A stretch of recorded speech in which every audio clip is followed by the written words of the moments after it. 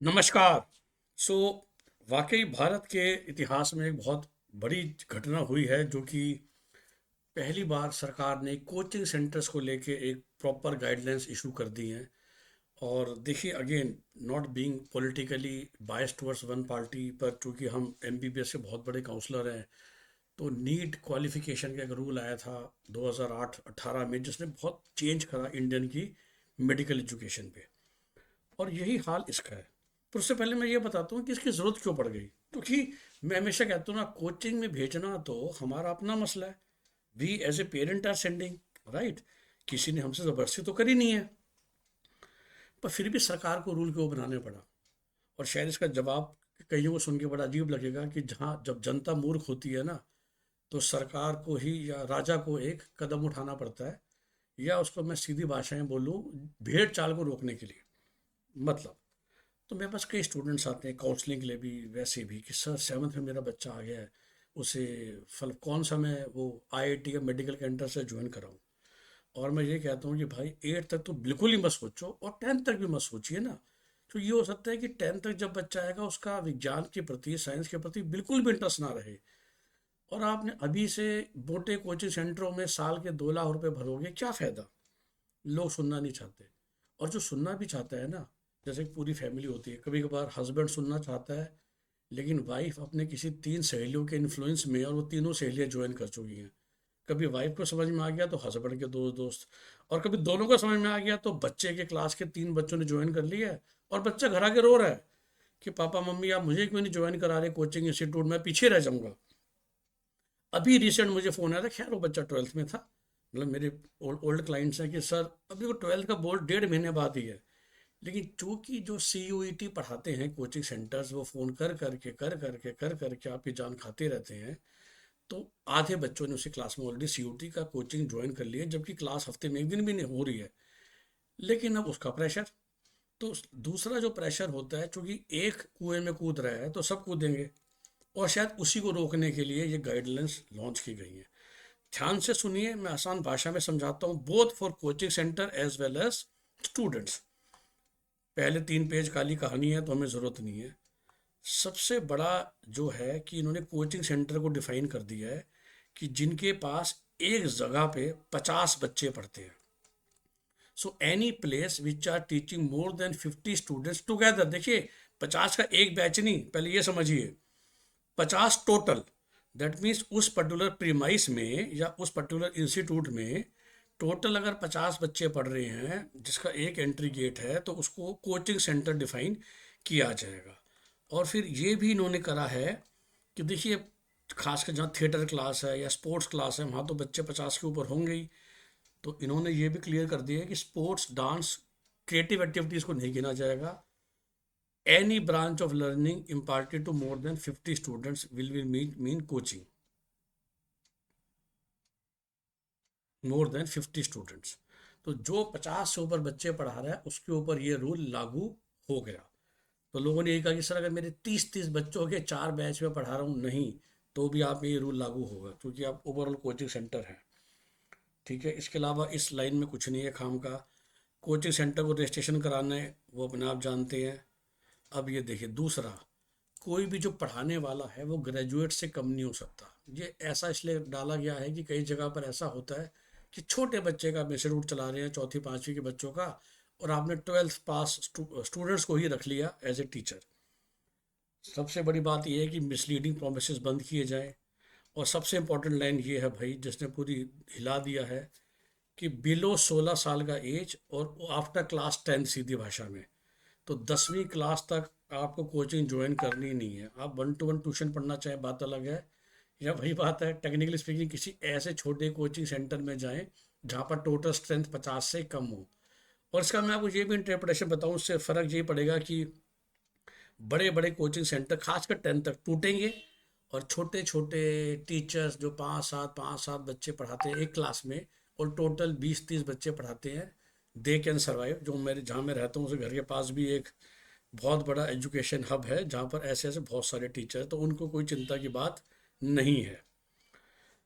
देखिए, सबसे बड़ा सीधी सी बात है कि ये टारगेट ही किया गया है, वो जो नारायणा, चैतन्य, एल एन, आकाश, फिटजी, विद्या मंदिर जैसे इंस्टीट्यूट्स हैं, जो क्लास 7 से लेके 10 तक भी एनरोलमेंट कर रहे थे, I think they have to stop. और वही कारण है, क्योंकि सरकार की मंशा यही है कि ये जो भीड़ चल पड़ी है इंजीनियरिंग और मेडिसिन की तरफ, और उसकी वजह से बच्चा क्लास 7 में ही चला जाता है, प्रेशर में आ जाता है, उसमें आ जाता है, उसके हिसाब से आप उनको थोड़ा सा प्रेशर रिलीज़ कीजिए। क्योंकि वही जो रिसेंट सुसाइड से केसेस हो रहे हैं और मेंटल टॉर्चर के केसेस हो रहे हैं, उसकी वजह से ही ये रूल लाया गया है। क्योंकि एक लाइन लिखी भी गई है आगे, अपनी वेबसाइट होनी चाहिए जिसपे हर ट्यूटर का क्वालिफिकेशन हो, और बहुत सारी चीज़ें हैं।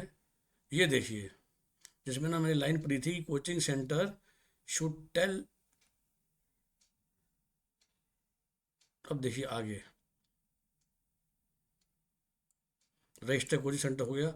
Coaching classes for the students who are also studying in school shall not be conducted during their school hours.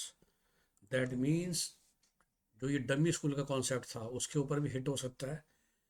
क्योंकि ए- आप 11 12 के बच्चों को भी जो सुबह 9 बजे पढ़ाया जाता है, जब स्कूल का टाइम होता है तो आप क्लास नहीं चला सकते। ये बहुत बड़ा एक फैक्टर आएगा अगले साल से, अगर मैं मानता हूँ 2 महीने में इम्प्लीमेंट हो जाएगा। So the concept of dummy school में स्टिल रही, बट क्लासेस आप नहीं ले पाएंगे मॉर्निंग टाइम में, क्योंकि तब स्कूल का टाइम है। तो इस लाइन का मतलब ये है, जो बहुत अगेन ये छोटी सी 2 लाइनें हैं, लेकिन ये पूरी कोटा इंडस्ट्री को हिला देगी। क्योंकि पूरी कोटा में यही तो चलता है, ये लाइन पेज नंबर 6। ठीक है, उसके बाद ये चलता जाएगा, आप पढ़ सकते हैं। फिर एक और एंगल आ गया फीस का, फिर से कोटा की मार। क्योंकि फेयर रिजनेबल तो चलो कोई ऐसी बात नहीं है, लेकिन ये अगर स्टूडेंट ने पूरा कोर्स दिया है और वो leave the course in middle, student will be refunded from the fees deposited on pro रेटा बेसिस। सेम फिर से कोटा में या मेडिकल इंजीनियरिंग में बहुत 11th में बच्चे ज्वाइन करते थे और 4 महीने में छोड़ देते थे, और ये उनकी पूरी फीस ले लेते थे, क्योंकि उन्होंने कंडीशन लिखी हुई है कि no fees shall be refunded in any circumstances. अब करनी पड़ेगी क्योंकि गाइडलाइन आ गई है। और बल्कि हॉस्टल और मेस, देखिए जहाँ हॉस्टल मेस का बार बार आ रहा है, तो वहीं पर बात आ रही है। एक और अब आ गई infra requirement, minimum 1 square metre per student. इसका मतलब ये है कि क्लासरूम अगर है, और एक अच्छा खासा क्लासरूम 12 बाय 12 फीट का तो वैसे बहुत बड़ा हो जाता है, लेकिन अगर आप 12 बाय 12 फीट के भी हो, दैट मीन्स सिंपल भाषा में सिर्फ 4 बाय 4 मीटर, तो उस क्लास में आप सिर्फ 16 बच्चे बिठा सकते हैं। 5 बाय 5 मीटर का मतलब होता है 16 बाय 16 फुट, जो कि बहुत बड़ा कमरा होगा। इतना बड़ा कमरा तो मैं कभी देखते ही नहीं हूँ कोचिंग सेंटर्स में। दैट मीन्स अब ये उनकी बात हो रही है जब आप 11 12 के बच्चे पढ़ाए, 10th के नीचे तो बच्चा पढ़ा ही नहीं सकते ना अगर आप कोचिंग सेंटर हो तो। अब बात हो रही है 11 12 के बच्चों को, और इसमें भी इंफ्रास्ट्रक्चर की रिक्वायरमेंट बढ़ेगी। बहुत कोचिंग सेंटर्स को सफ़र करना पड़ेगा इस चक्कर में। फर्स्ट एड किट्स होनी चाहिए, मेडिकल असिस्टेंट होनी चाहिए, पीने का पानी होना चाहिए, वेल वेंटिलेटेड, सीसीटीवी कैमरा जहाँ ज़रूरत है, कंप्लेंट रजिस्टर होना चाहिए, separate male female with in the coaching centre building promise. ये काफ़ी छोटे सेंटर्स को नुकसान पहुंचाएगा। समय पे क्लासेस ख़त्म कीजिए। फिर से देखिए आ गया, ये लाइन फिर से आ गई है। And also to avoid dummy schools, coaching classes for those students who are also studying in student school shall not be conducted during institution hours. Avoid dummy school. लो जी, वीकली ऑफ स्टूडेंट ट्यूटर का हो during the important and popular festival, coaching center should give customized leave। 5 घंटे ज़्यादा दिन में class नहीं होनी चाहिए।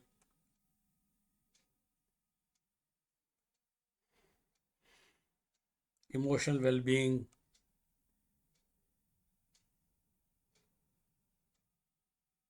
स्टूडेंट टीचर रेशो एक हेल्दी होना चाहिए। अभी उन्होंने डिफाइन नहीं करा है, बार बार आ रहा है 16 साल का या 10वीं के बाद का। ये खैर बच्चों को नहीं बताया जाएगा खैर, क्योंकि ये सब ऑब्जेक्टिव है कि लेवल ऑफ इंटेंसिटी डिफिकल्टी कितना है। ये देखिए स्पेशल लाइन, हाँ, apart from options in engineering medicine, information about other career option may be provided to the student so that they don't get stress about their future।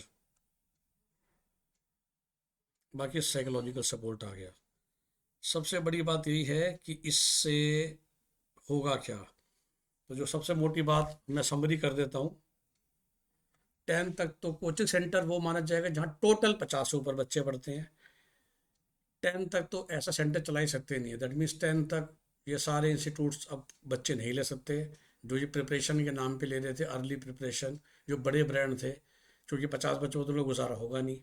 सो 10 तक बच्चे पढ़ सकते हैं। छोटे छोटे जो क्लासेस होते हैं, जो एक टीचर होगा जो ग्रेजुएट होना चाहिए, अगर हम कोचिंग सेंटर की डेफिनेशन में जाएं, वरना तो ठीक है आप एक अपने घर पे पढ़ा रहे हैं 5 बच्चों को, 8 बच्चों को, तो कोई दिक्कत नहीं है उनके लिए, क्योंकि जो कोचिंग सेंटर की वो डेफिनेशन में आएंगे ही नहीं। और जो कोचिंग सेंटर की डेफिनेशन में आ गया, सबसे बड़ी बात है स्पेस की। 1 square metre per student is a big thing. और स्कूल टाइम में आप कोचिंग क्लासेस नहीं ले सकते। दिन में 5 घंटे ज़्यादा नहीं पढ़ा सकते। वो जो सुपर अचीवर बैच चलाते थे, एल एन आकाश, फिटजी, विद्या मंदिर, वो नहीं चला सकते। जहाँ बच्चों को अपने पास रखते हैं वो 24-24 घंटे। और सबसे बड़ी बात यह है कि बच्चा अगर बीच में पढ़ाई छोड़ता है तो आपको पूरी फीस वापस करनी पड़ेगी। तो इन सब रूल्स के मद्देनज़र कोटा का क्या होगा भगवान जाने। क्योंकि कोटा में तो सुबह 9 बजे क्लासेस स्टार्ट होती हैं, और स्कूल टाइम में, क्योंकि स्कूल तो एक डिफाइंड टाइम है ही 8 से 2 का, तो अगर 8 से 2 कोई भी बैच चलेगा तो वो इमीजिएटली उस पर धार पड़ सकती है, रेड पड़ सकती है, वो बंद हो सकता है। तो ये है, it's a big thing in India system. और सबसे बड़ी बात शायद यही है कि 10 तक जो मैं भी सब बच्चों को समझाता हूँ जो मुझसे पास आते हैं, कि इतनी भागने की ज़रूरत नहीं है।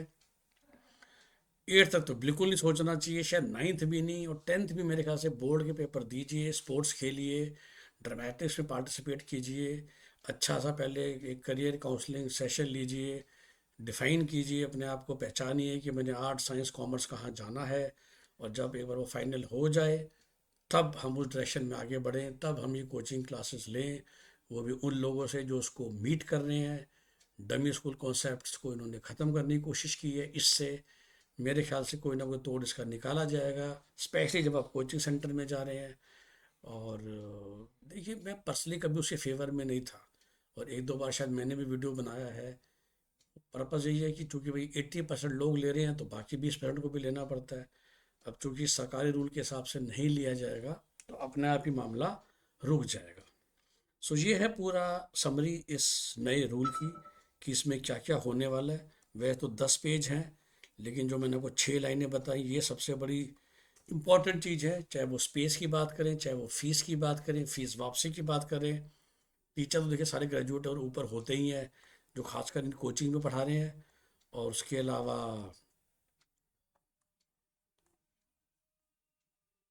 टीचर स्टूडेंट रेशो थैंकफुली उन्होंने डिफाइन नहीं करा है, क्योंकि कोटा में तो 150-150 बच्चों का क्लासरूम होता है। So is in any big coaching centre.